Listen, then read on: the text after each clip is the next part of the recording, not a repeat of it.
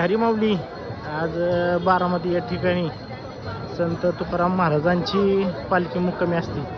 तर सर्व बारामतीमध्ये अशा प्रकारचं सगळं भक्तिमय वातावरण झालेलं असून वारकरी संप्रदायाचा हा पूर्ण एक छान असा देखावाच म्हणावा लागेल.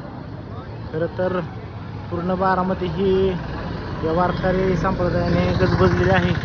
आपण पाहतोय सगळीकडं वारकरी आणि जय नामाचा घोष अशा पद्धतीने दिसतोय. इकडं तिकडं सगळे वारकरीच आहेत. तर ह्या वारकरी संप्रदायाचं खूप मोठी एक ताकद म्हणावं लागेल, जी न कुणाला बोलवता न कुणाला आमंत्रण देता अशा पद्धतीचं वारकरी एकत्र होतात आणि सगळ्यांचं जयघोष हा ज्ञानोबा तुकाराम माऊली यांच्या जयघोषाने सर्व आनंदामध्ये हा आनंद घेत असतात. खरंच एकदा तरी आयुष्यामध्ये वारी केली पाहिजे या दृष्टिकोनातून सर्व वारकरी या ठिकाणी पंढरपूर या ठिकाणी आषाढी एकादशीला सर्व वाऱ्या एकत्रित येत असतात. त्याप्रमाणे ह्या वारकरी हा चालत असतो, जय नामाचा घोष करत असतो. अशा पद्धतीचं हे दृश्य आहे हे सध्या आहे बारामतीमध्ये. आणि बारामतीमध्ये अशा प्रकारचं हे भक्तिमय दृश्य अगदी मन भारावून टाकतं. खरंच खूप धन्य आहे की ज्या महाराष्ट्रामध्ये मी जन्माला आलो, ज्या महाराष्ट्रामध्ये संतांची भूमी म्हणून ओळखलं जातं, अशा महाराष्ट्रामध्ये आज बारामती या ठिकाणी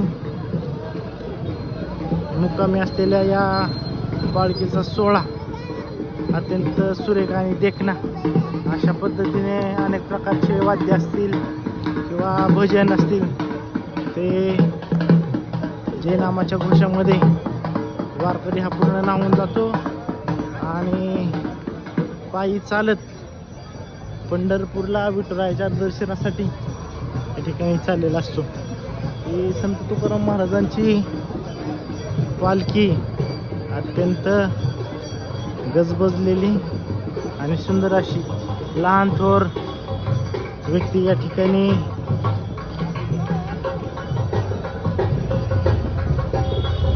आनंद घेण्याचा प्रयत्न करत असतात.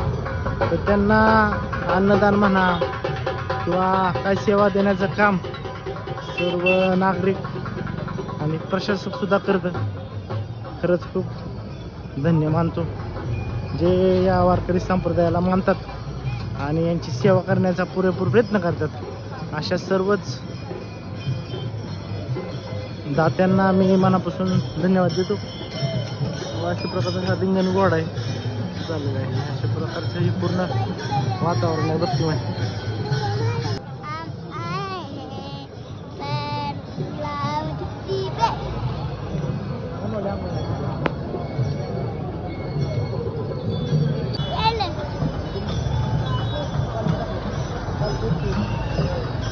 पालकी हाय गाइस, ये देखो पालकी में आ गया हूँ. ये देखो इतने सारे घोड़े जमा हो गए हैं. ये देखो गाड़ी भी आ गई है नाचने की. ये देखो नीचे है घोड़े भी आ गए हैं. ये देखो इतनी सारी गर्दी